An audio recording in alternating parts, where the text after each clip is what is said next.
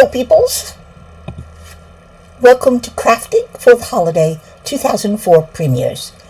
Good morning, good afternoon, good evening for everybody who's in different time zones. It's going to be fun today. Don't forget to say thanks and a thumbs up to Lizette Crafts and Tells, who you just saw. And let's get started.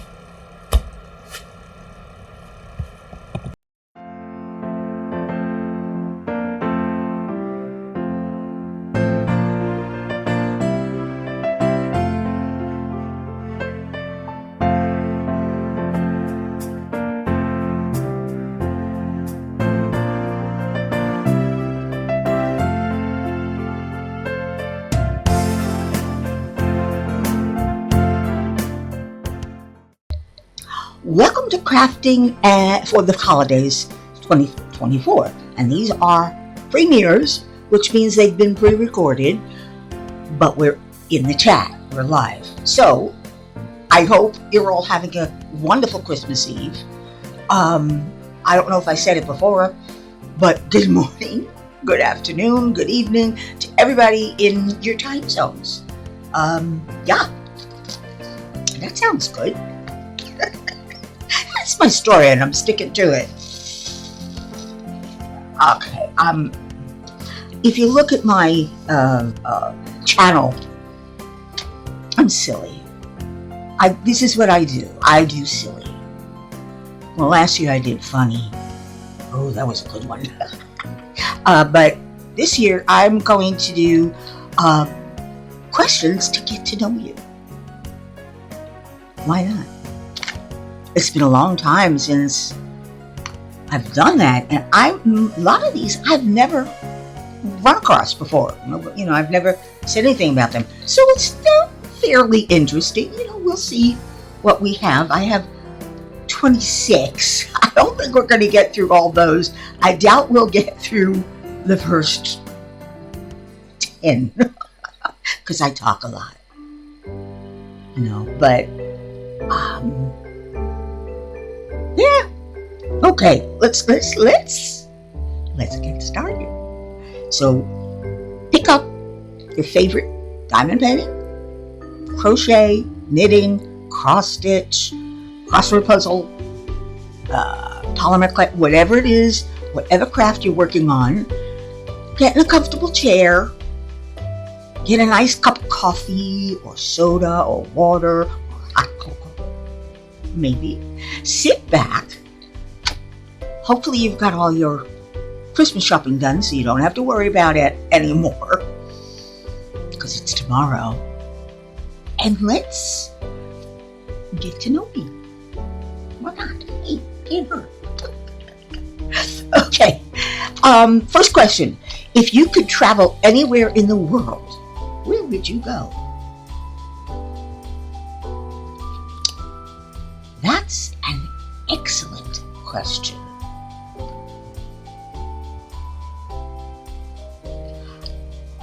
There's so many places I want to travel. I took a transatlantic cruise, and I wanted to go across. One of the stops was Ireland. Oh, yes. I wanted to go to Ireland. Unfortunately, we ran into a hurricane, so we had to detour to La Coruña, Spain. Unfortunately, Spain was closed for the day. I swear, it was closed. It was Spanish Labor Day, and everything was closed. But if I could go to one place now, there are so many, but the one place I really want to go is Tokyo, with a side trip to Kyoto. There's something about Japan. They're so precise and so neat and so clean. I mean, their idea of clean. You come in my house, you take off your shoes. I'm the same way. That's how. But they've been doing this for centuries. For centuries, they knew that cleanliness will stop diseases, virals, bacteria. It does. They would take baths every day. They would take off their shoes when they got in the house from outside, especially if they worked in the dirt. I mean, the Japanese, and they're so innovative. The people there are like, aha, I want to do this. Why can't we? And then they do it. They figure it out. They've got some great gadgets. Maybe a little too many gadgets because you see how we buy them. Yeah, I like gadgets. Anyway, I've got my coffee here. Nice and hot to soothe my throat. I've got my diamond painting. I'm working on Black Cat by Candlelight. And I just happened, after I got this, I adopted a pure black cat. And she's adorable. She's only about 7. I don't know if can you see that? It's hard. I don't have I don't have an overhead light. You can see that a little better. It's hard to photograph a black cat. I mean, I've got so many photos of her where you see her outline, but you can't see her face because it's so dark. And it's probably also hard to paint a black cat. It's definitely hard to look at the painting. Maybe it'll be easier to see from my diamond painting. I hope so. Anyway, what is your favorite type of cuisine? Now, I'm hoping you guys will answer these too. So if you haven't already, please, what country would you like to visit most? The next question being, what type of cuisine is your favorite? Remember, it's type of cuisine, not, what type of food. My favorite food is lobster and lamb chops. Oh God, now that's a surf and turf. Especially if it's a Maine lobster, slightly under. I'm sorry, I get carried away with food. Just ask anybody. And sometimes I talk to myself, and then we laugh. It is what it is. Hey, I'm having fun. Okay, I would say it is naturally Japanese food. I also love Chinese, but I love all of them. But my favorite is sushi. I don't get enough of it. That's probably why.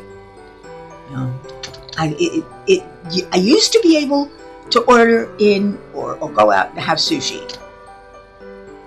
I can't afford it now. Not on my fixed income.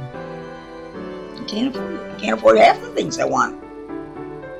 I can't afford the Greek restaurant. I can't afford the lasagna at my favorite Italian restaurant. Pizza once a month, maybe. Used to be more often. It's just fast food has become the new go-to. Nobody's going to restaurants anymore. It's so expensive. And I love unusual restaurants when the chef has different types of food, or what do they call it when they meld two different cuisines together. Like one of my favorite restaurants is The Cook and the Cork. And he combines Japanese flavors and techniques with American, but he also combines them with Italian and Korean. He'll have wonderful, and he always does the tapas, the small plates. He'll have fried chicken and waffles with a Korean barbecue sauce. Ooh, it's so good. Or his garlic kimchi. And it's different. It's very different. But I can't afford it anymore. Used to.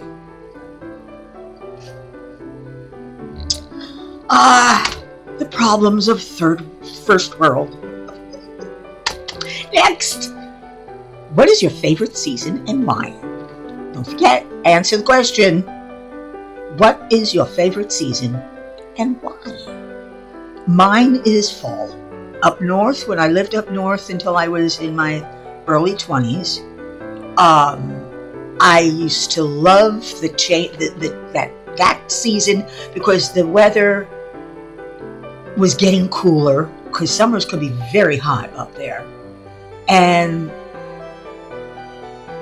the leaves were changing color and falling, and everything was this gold and brown and red and yellow, and you just take a drive to upstate, which we call country, because that's what it was, country. We take a drive up there, and there's forests and forests of these colors, and it's stunning. It really is. Down here, I live in South Florida, where we have 2 seasons, hot and hotter. But in fall, heading towards winter, we get spring. That's our season. It's either summer or it's spring.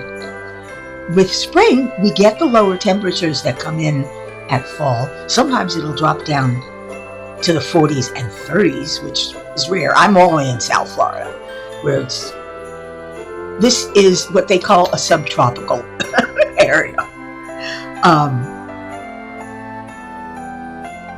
Well, my favorite season is fall.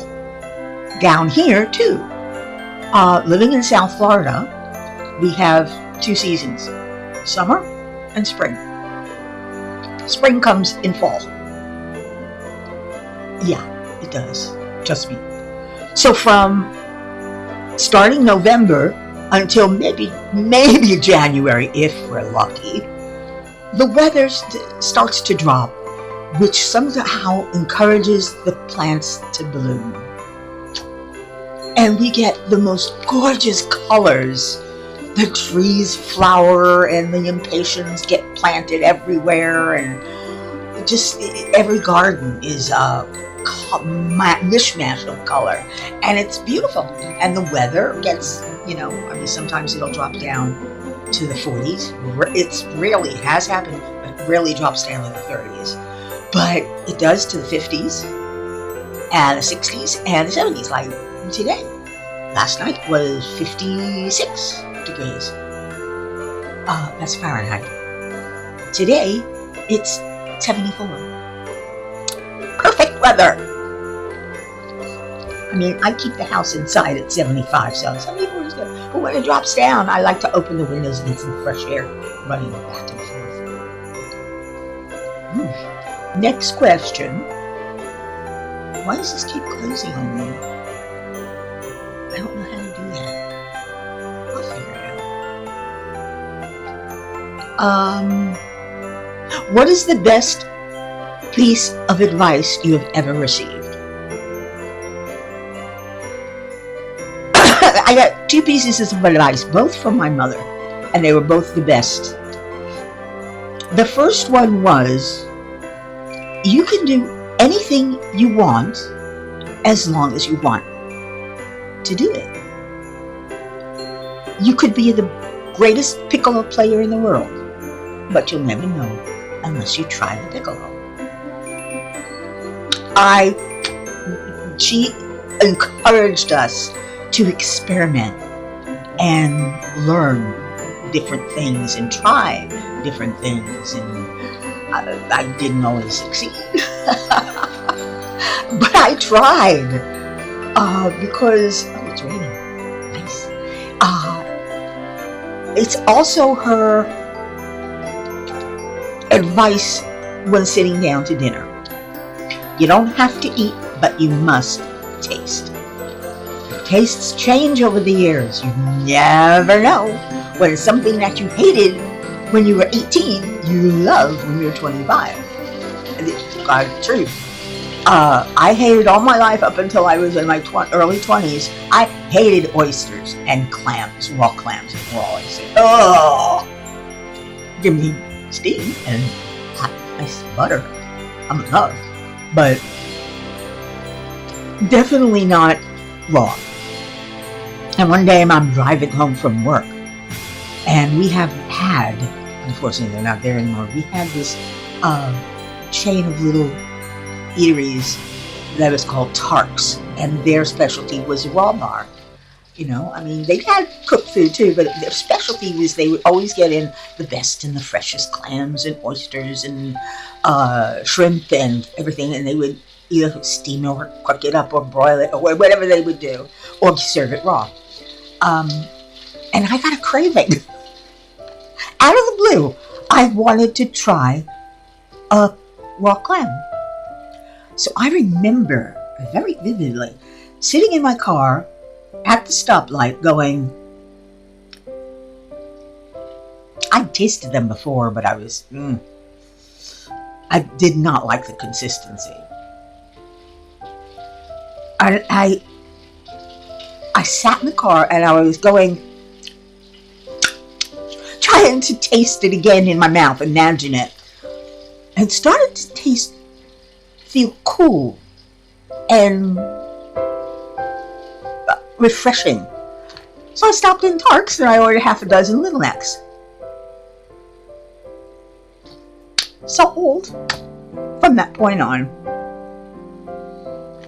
I loved raw clams. And that advice of my mother, you don't have to eat, but you must taste, I have carried through my entire 70 years. And every time, I don't care where I am, if somebody serves me a food that I don't like, I will taste it anyway. Because everybody cooks it differently. For instance, Brussels sprouts. Ugh! I don't know about you, but I used to hate Brussels sprouts. I thought they were terrible.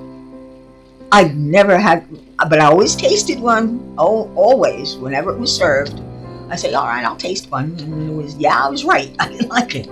My sister-in-law, on the other hand, one day at one of her dinner parties, she served Brussels sprouts. And I'm going, oh, Laurie, no, you didn't.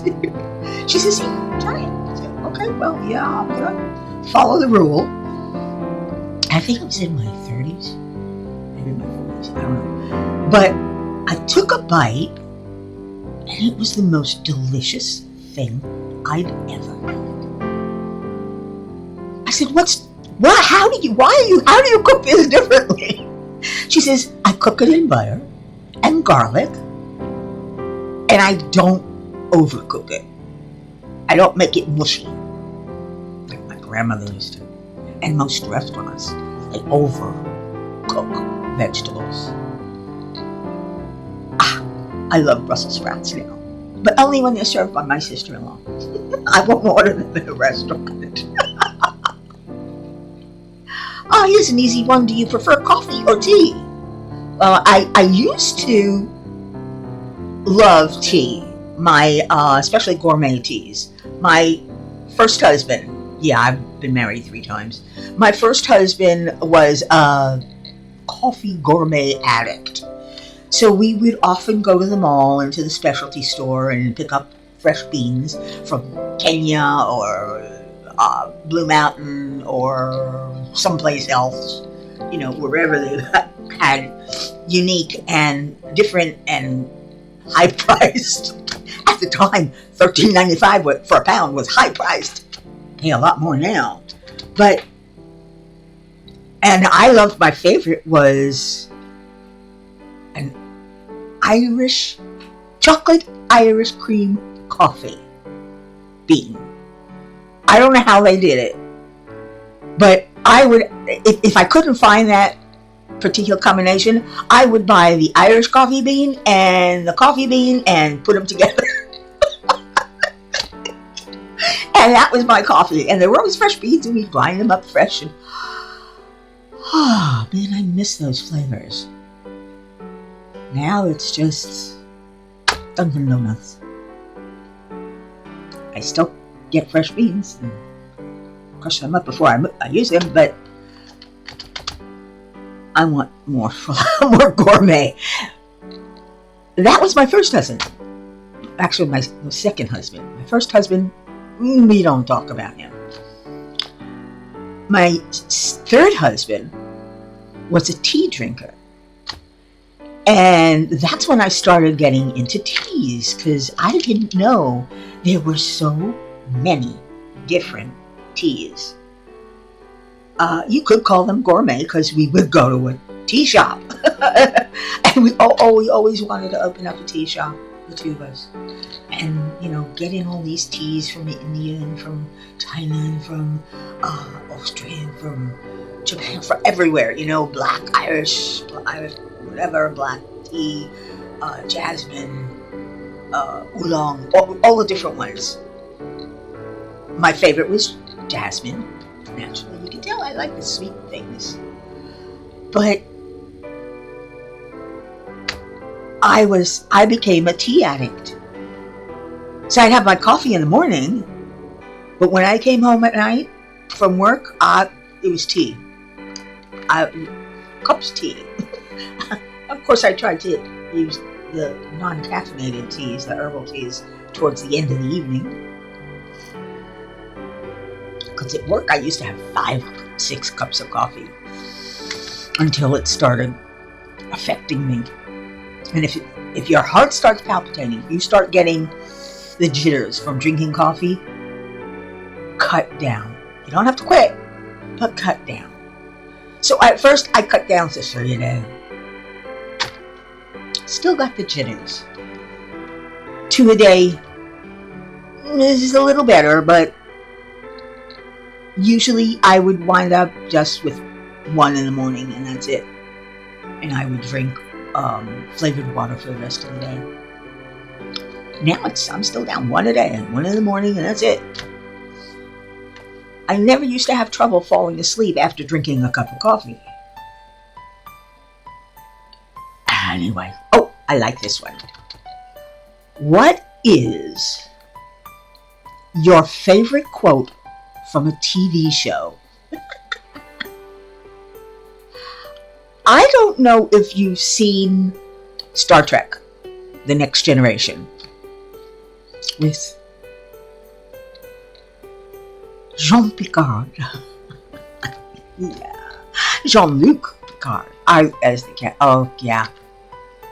Hey, I'm of that generation, okay? There was a show, a setting that was called The Drum Beat or The Drum Board or something like that.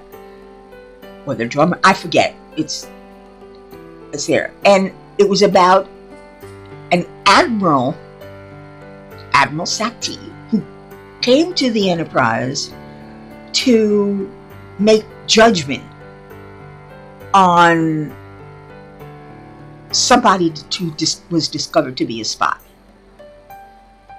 or they thought was a spy, from Romulus or Klingons or whatever. They had all this fantastic stuff that you could change your face and look like another species. Sorry. And they were in the courtroom, and this admiral, she went after everybody. She even started thinking that maybe Picard, was a spy. I guess call it a changeling, because there were these creatures that would, make their way into you and take you over, and there were a lot of admirals and other people that, did wrong things and did it for humanity. But he got upset. And he said, and I love this quote, "With the first link, the chain is forged.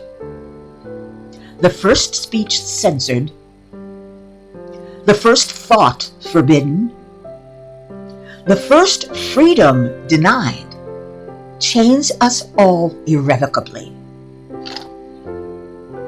It took me a while to understand what that meant. It means if we allow just one person to censure our speech, or forbid us a thought, or forbid us freedom of speech or whatever, if we don't stop it, what's going to happen? It's going to get worse. So it's forged with the first chain, the first link, which can be just one person. How many things have changed because of one person who talked to another and got another and another and another, and it's a chain. And you gather the people who believe what you believe, and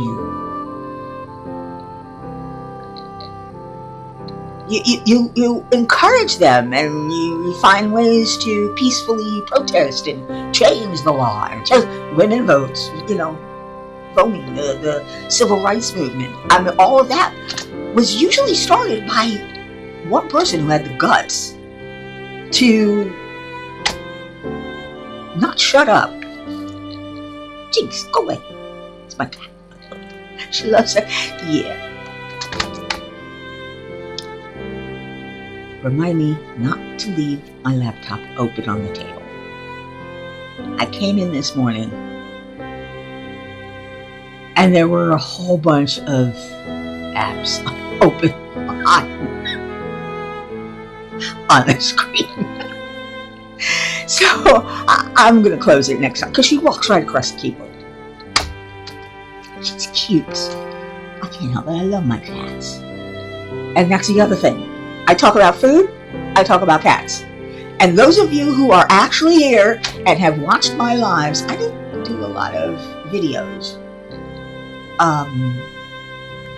I'll get excited and start doing a bunch and then lose interest or whatever. Or think nobody's watching, so why bother? But I do this for fun. This to me is fun. Just getting to know other people, them getting to know me, having somebody to talk to while I'm sitting here alone diamond bang. So it's nice, it's comfortable, and that's why I have my channel. It's been 5 years. So I don't have a lot of subscribers. So if you're new and you haven't seen me before and you're enjoying my craziness, subscribe and come to my live on Friday nights. Yeah.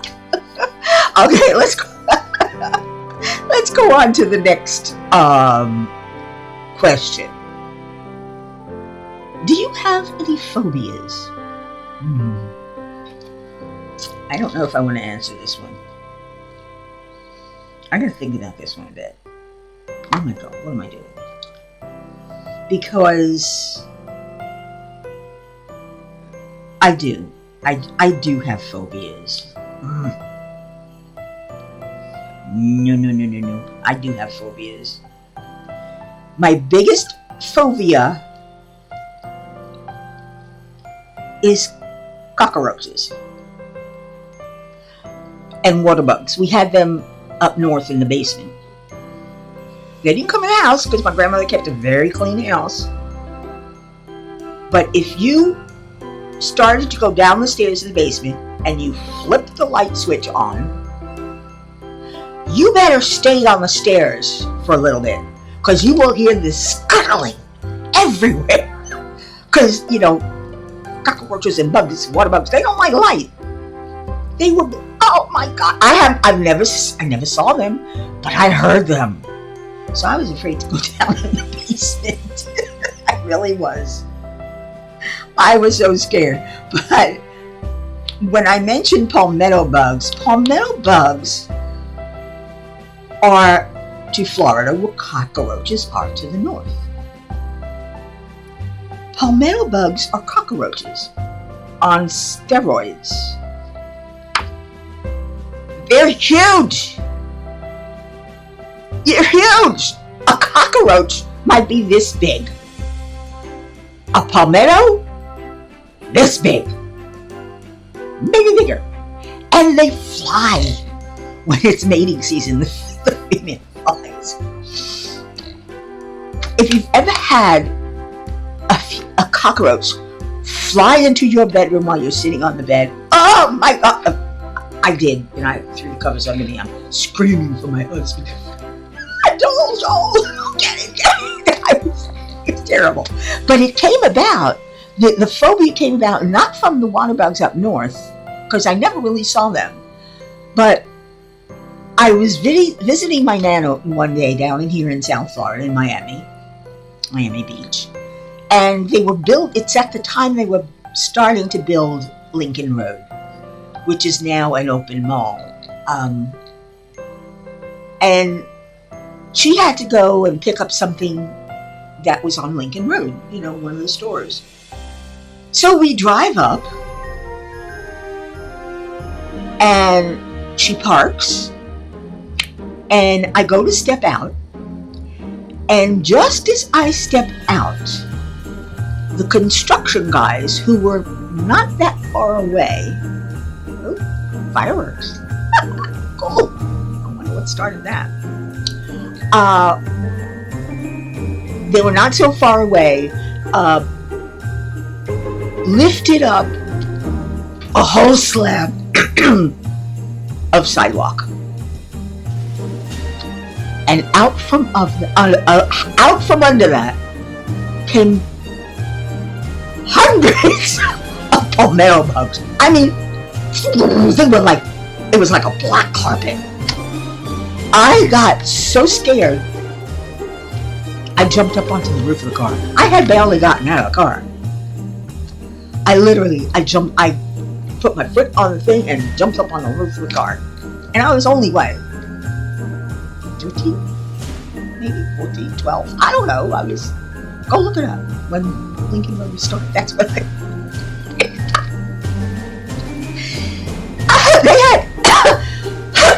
I wouldn't come down until they were all gone. And even then, my nana had to ask a construction worker to help me down and put me directly into the passenger seat, because I wouldn't put my foot down on the ground. What if there's one under the car and it falls up my... Oh, no. It's not funny. It is now. But it wasn't funny then. It was heart-stopping. I mean, yeah. It was that. So, let's move on so I don't have to think about that. Yeah.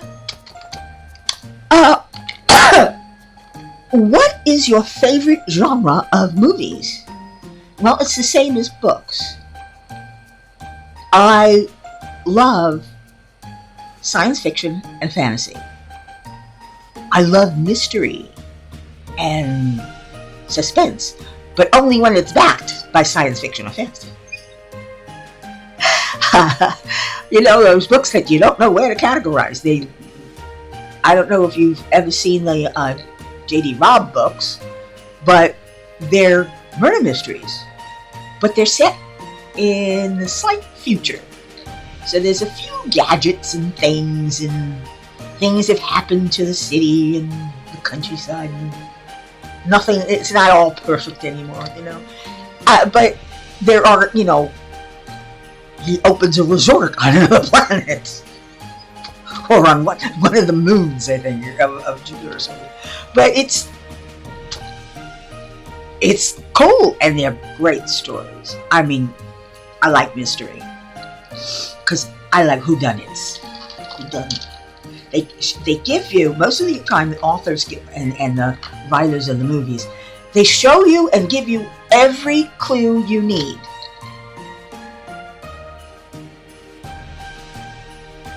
And if you can put it together, good for you. Sometimes you can't.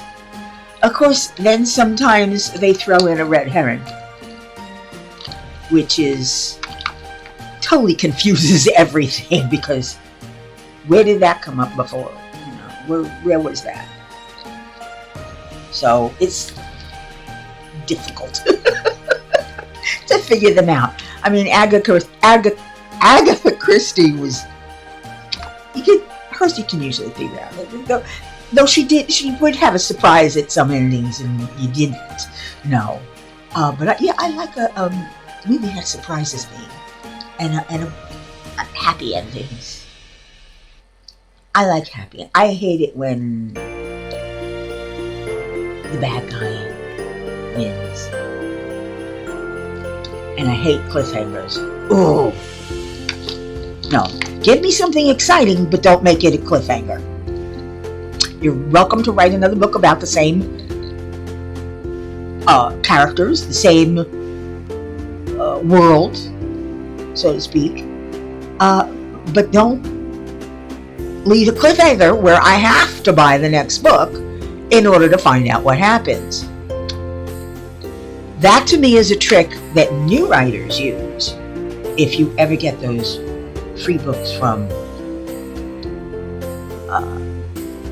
Kindle, from Amazon, a lot of them are new writers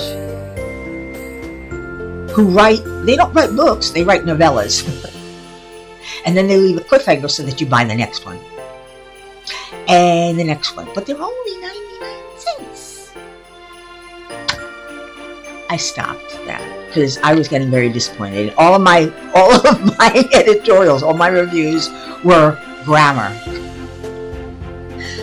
Grammar and spelling and the cliffhanger and continuity, all of that. I like a good story, but please, write it correctly. It really boggles the mind when there's a word or a sentence that just, you have to think about the sentence. What does it say? Oh, that's right, that's because the words were switched. It should be this, it should be the verb before the adverb. It doesn't sound right. You might not know what's wrong, but it doesn't sound right. Next. Ooh. What is your favorite thing to do on a rainy day? I'm curious. I'll wait.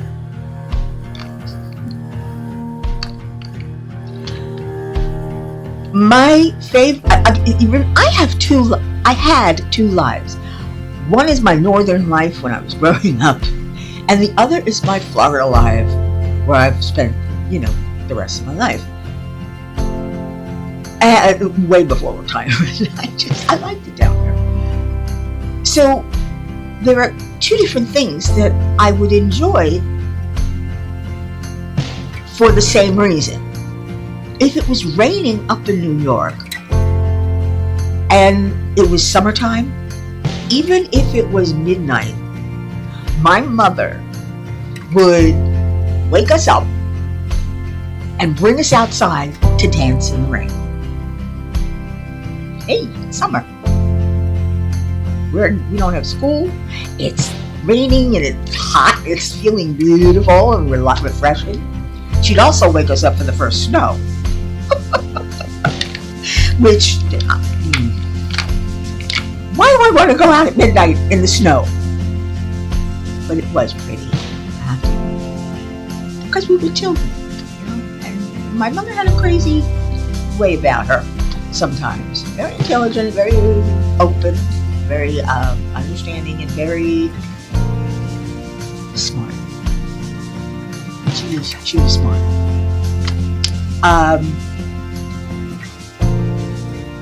But my favorite thing to do was to sit inside with a good book in a comfortable chair with a fireplace and the rain on the windows, hearing it. That was down here. It's basically the same thing without the fireplace.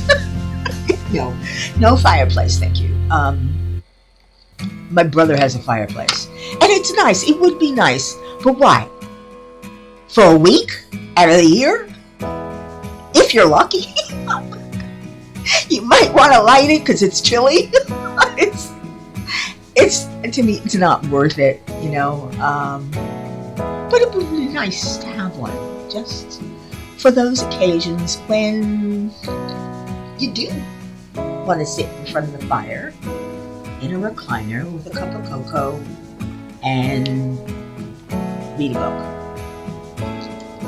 I will not, no surfing the internet, no doing any crafts, just, well, I'm sorry, I also crochet.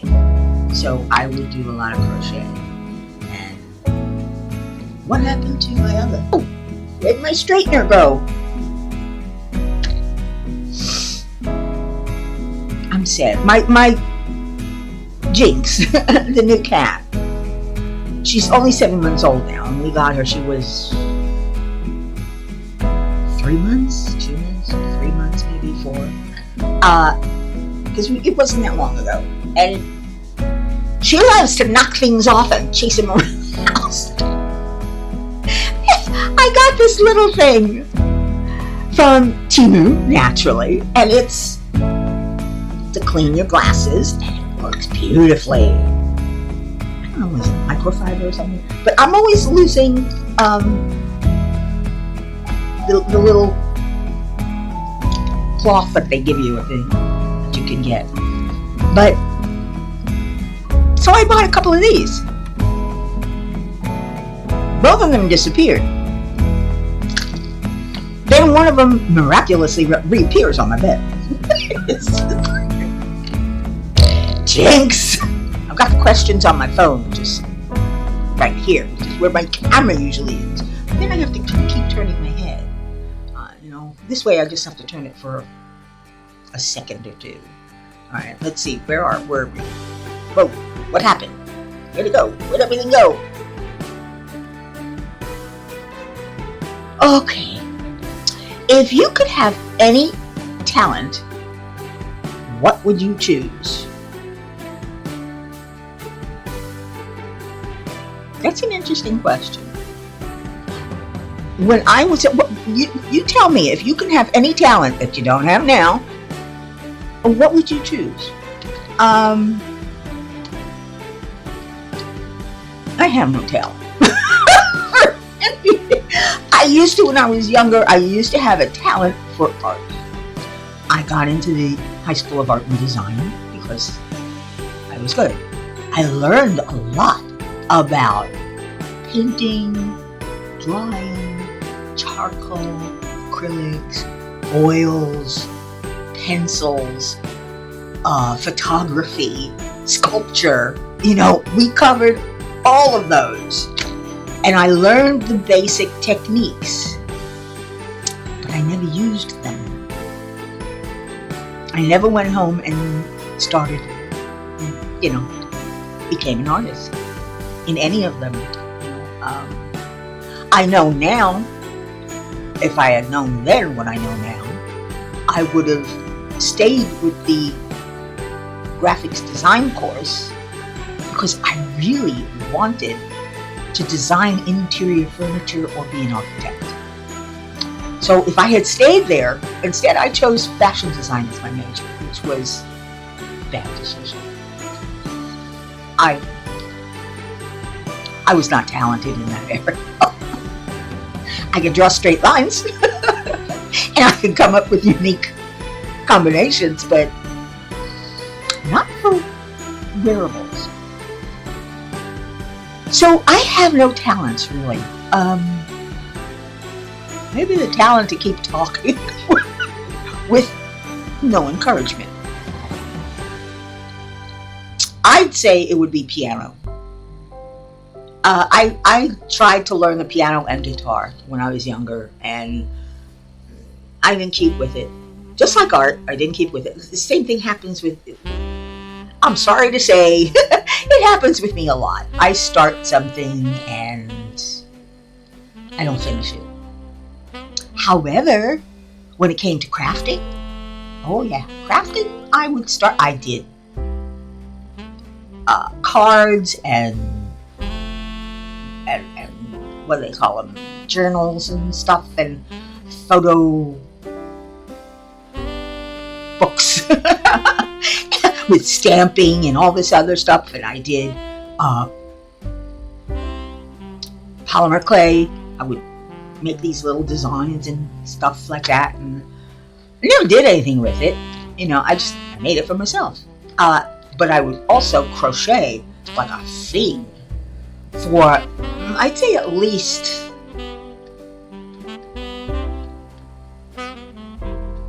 12 years. I crocheted every day.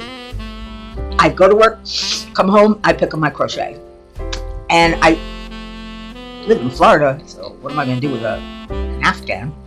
I give them to my cousins and to my nieces and to my sister-in-law and my brother and to my friends, because it does get a little chilly down here, and sometimes you just want something to keep you a little warm. A lot of them were open, but I'd send them up to the north to my cousin Susan. Whatever you have to do. But I loved it, and I made a lot of scarves. And the scarves I would give away to those kids that I would meet when I'd go out with my girlfriend to bars and a wine bar or a restaurant, and find out, are you going to college? She's going to college up north? Here, have a scarf. You're going to need it. I made 2 of them for one of the bartenders. She was going up north and for college, and it was going to be cold. She didn't realize that. I told her, I said, it's going to be cold. Really cold. She goes, oh, I can handle it. Sorry. I get a kick out of people who don't know what they're in for. Think they know what they're in for. I really want my straightener. What the heck happened to it? The perils of cats. You need cat-proof stuff. Like, cat-proof means before you leave your craft table for the day, if you're a diamond painter, put a freaking cover on it. It's cat-proof. Because, I found one of these boxes knocked off, and sometimes these open up easily. Yeah. The thing is, I don't mind if they fall over there, because that's tile and it's easier to pick up, but when they fall here, like I clumsily, oops,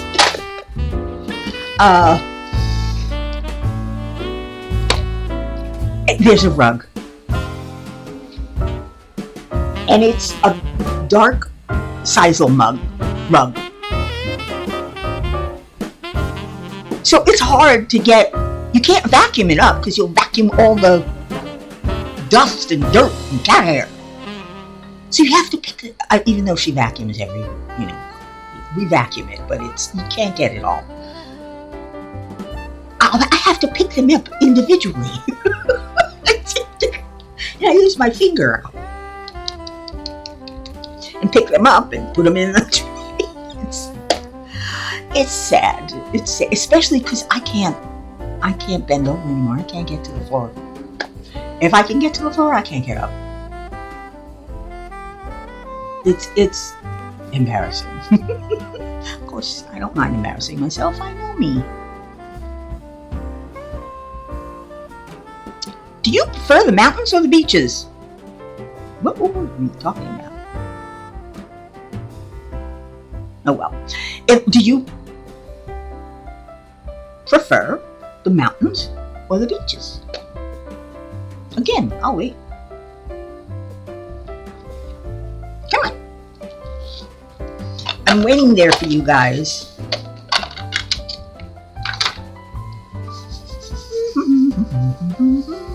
I'm just diamond painting, enjoying Christmas Eve. Well, really not Christmas Eve for me.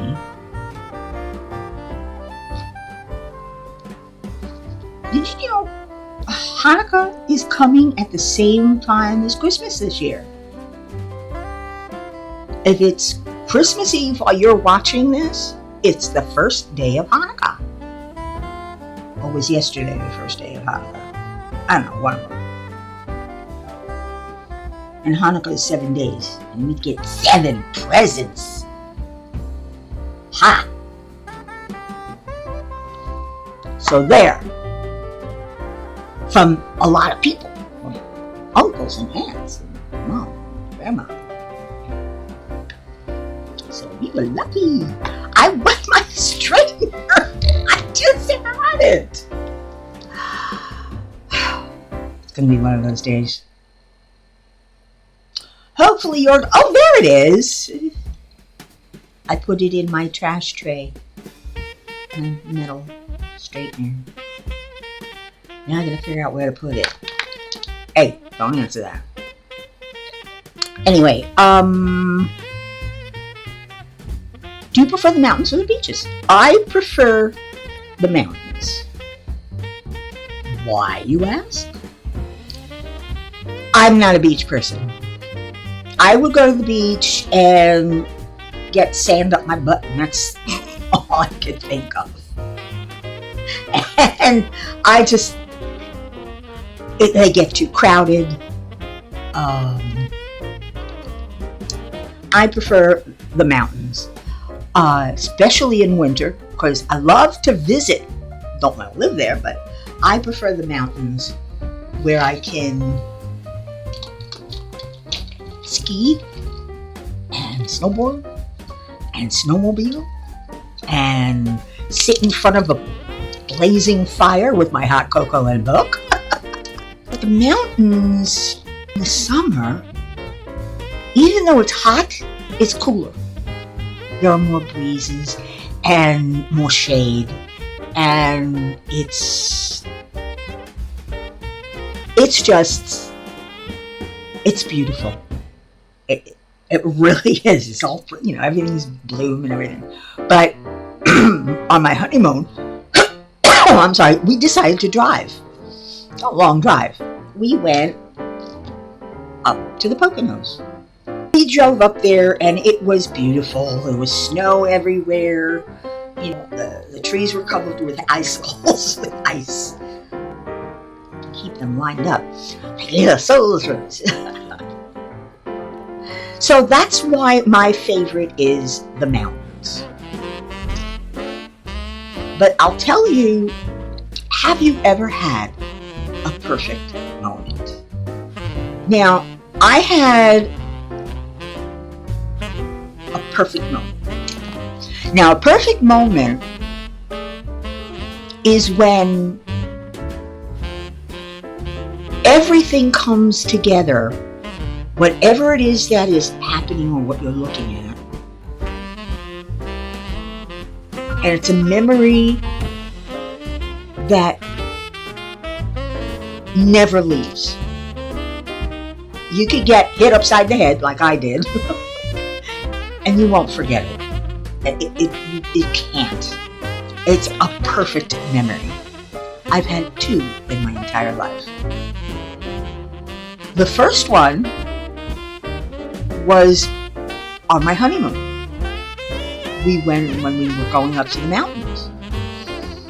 At one point, we were heading from east to west, and it was evening, so the sun was starting to set. And going through a forest,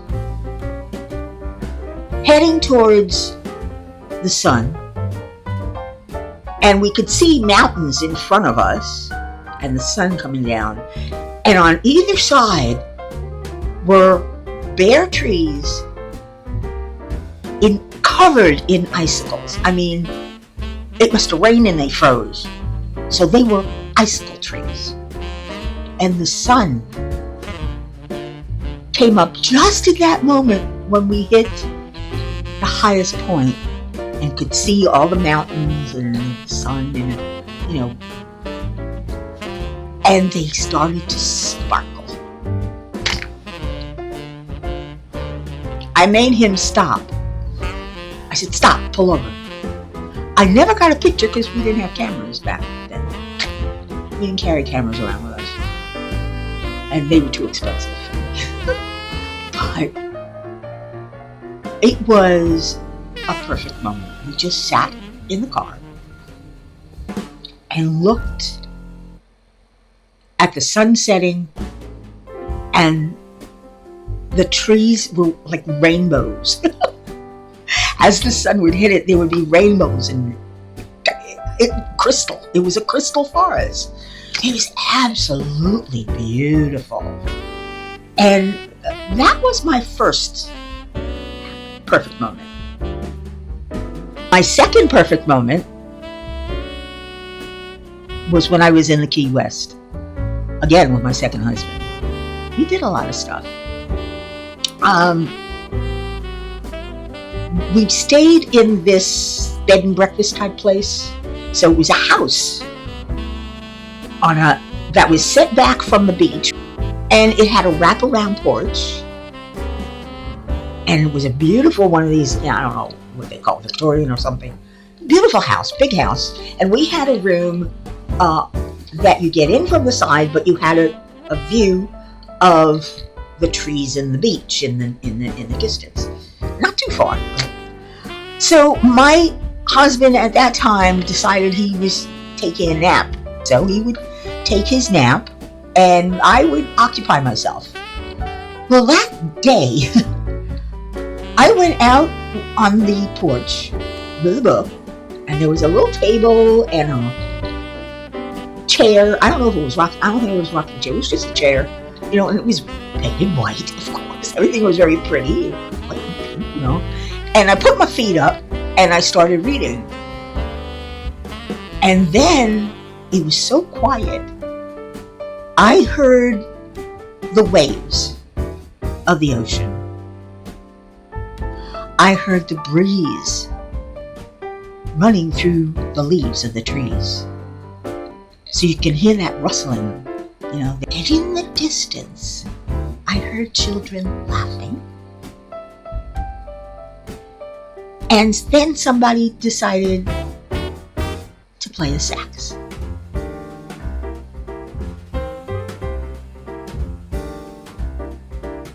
Perfect moment.